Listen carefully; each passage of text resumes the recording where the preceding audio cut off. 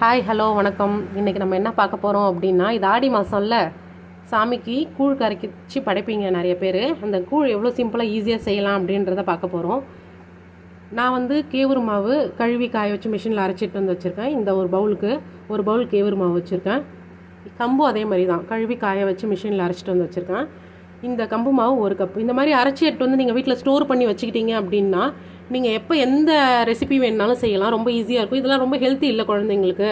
இதில் கொழுக்கட்டை செய்யலாம், கூழ் செய்யலாம், சத்து மாவு கஞ்சி செய்யலாம், அதுக்கப்புறமா அடை செய்யலாம், தோசை செய்யலாம், எல்லாமுமே செய்யலாம் இதில். அதனால் நீங்கள் வீட்டில் இந்த மாதிரி அரைச்சி எடுத்து வந்து வச்சு செய்யும்பொழுது நீங்கள் எப்போ வேணாலும் யூஸ் பண்ணிக்கலாம் ஹெல்த்தியாக. இது ஒரு 2-3 மாதத்துக்கு ஸ்டோர் பண்ணி வச்சுக்கிட்டா நல்லாயிருக்கும். இப்போ நம்ம கூழ் எப்படி கரைச்சி வைக்கலான்றதை பார்க்க போகிறோம். ஃபஸ்ட்டு 1 கப்பு கேவுரு மாவு,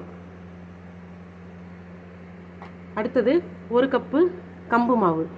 கேவுரு மட்டும் போட்டு கூட கூழ் பண்ணலாம். நான் ஏன் கேவுரு கம்பு ரெண்டுமே போட்டு பண்ணுறோம் அப்படின்னா, நம்ம கூழ் தழுவும் போது கொஞ்சம் நொய்வும் இதோட சேர்த்து ஆட் பண்ணி நம்ம காய்ச்சி தழுவி வச்சு அடுத்த நாள் கரைச்சி குடித்தோம்னா சூப்பரான டேஸ்ட்டாக இருக்கும். வெயிலுக்கு ரொம்ப இதமாக இருக்கும்.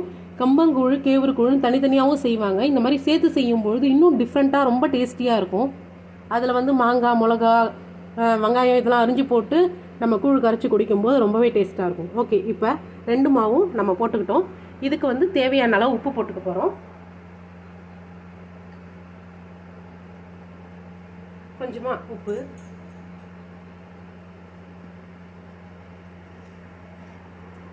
அவ்வளோதான். இதில் கொஞ்சமாக தண்ணி விட்டு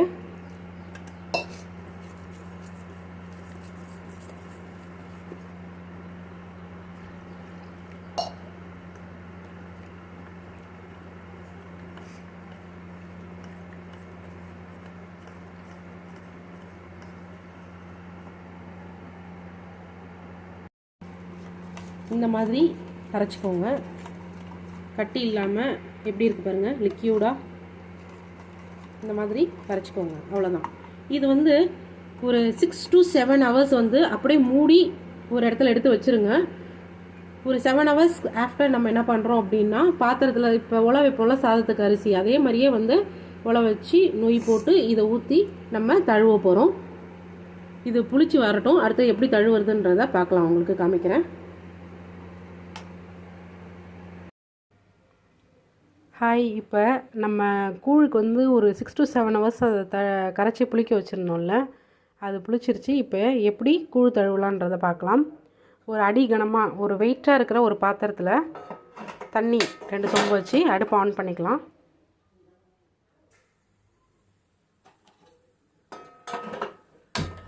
இப்போ இந்த தண்ணி நல்லா பாயில் ஆகி பபிள்ஸாக வரும். அந்த டைமில் நம்ம இந்த கூழ் எப்படி காய்ச்சறதுன்றதை பார்க்கலாம். தண்ணி நல்லா கொதிக்க ஆரம்பிச்சிருச்சு.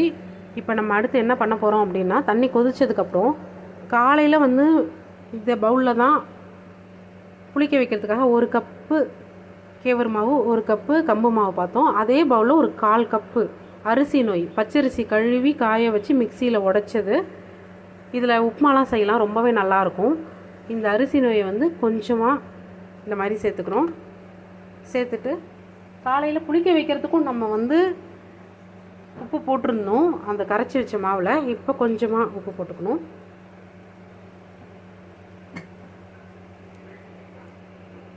இது நல்லா கொதிக்கட்டும் அப்படின்ட்டு. இது நல்லா வேகணும்னு அவசியம் இல்லை, சும்மா ஒரு 2 கொதி வந்தாலே போதும். இப்போ போட்டதுக்கப்புறம் அடுத்து என்ன பண்ண போகிறோம் அப்படின்னா,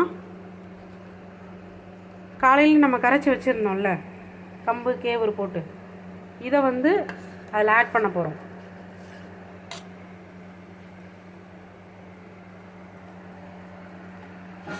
பாருங்கள், காலைல கரைச்சி வச்சுருந்தோம். இது எதுக்கு 5 to 6 hours இல்லை 7 hours புளிக்கணும்னு சொல்கிறேன்னா, கூழ்னாவே புளிச்சு செஞ்சோம் அப்படின்னா தான் நல்லாயிருக்கும். அதுக்குன்னு ரொம்ப புளிச்சு செய்யக்கூடாது, மீடியமாக இருக்கணும். ஊற்றிட்டு இப்படி கைவிடாமல் கிண்டிகிட்டே இருக்கணும்.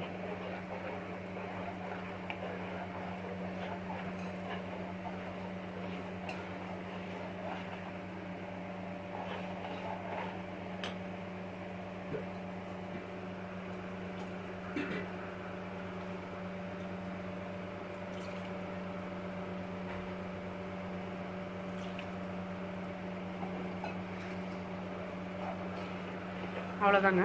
இங்கே பாருங்கள், இந்த மாதிரி இருக்கும். கெட்டியாயிடுச்சு, கூழ் வெந்துருச்சுன்னு நினச்சிக்காதீங்க.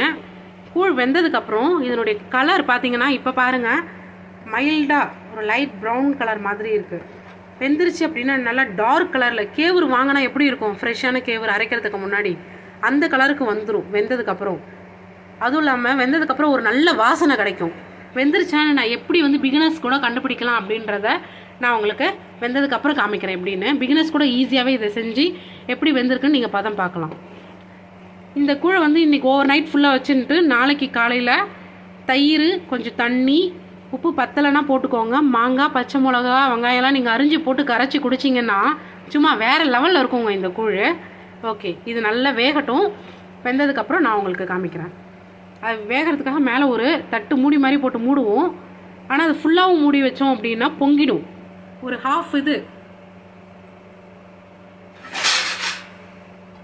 ஹாஃப் ஓப்பனில் இருக்க மாதிரி இந்த மாதிரி வைக்கணும்.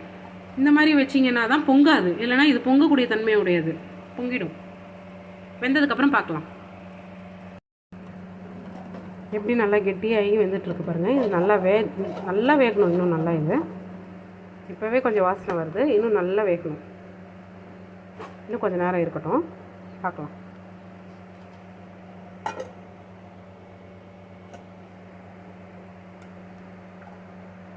பாருங்கள் எந்த அளவுக்கு நல்லா கெட்டியாக ஆயிடுச்சு பாருங்கள். டைமிங்ஸில் சொல்லணும் அப்படின்னா கரெக்டாக 10 மினிட்ஸ் தான். உங்களுக்கு பதம் தெரியல அப்படின்னா டைம் கூட வச்சுக்கோங்க. கரெக்டாக 10 மினிட்ஸு. 10 மினிட்ஸில் நல்லா கெட்டியாகி நல்லா வெந்திருக்கும். நீங்கள் பதம் கண்டுபிடிக்கணுன்ற அவசியமே இல்லை பிகினர்ஸ்லாம். டைமிங் வச்சுக்கோங்க. ஆனால் இடையில ஓப்பன் பண்ணி இந்த மாதிரி நல்லா தழுவி விடணும். இந்த மாதிரி நல்லா கிண்டி விடணும். நான் எதுக்காக இந்த அகலமான பால் சட்டியில் உங்களுக்கு கூழ் தழுவி காமிக்கிறேன் அப்படின்னா நல்லா தெரியணும் அப்படின்றதுக்காக தான்.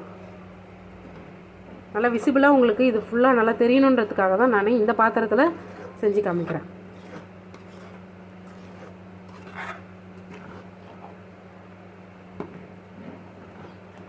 இது நான் இப்போ வீட்டுக்கு நாங்கள் 2 பேர் தான் சாப்பிடுவோன்றதுனால கொஞ்சமாக செஞ்சுருக்கேன்.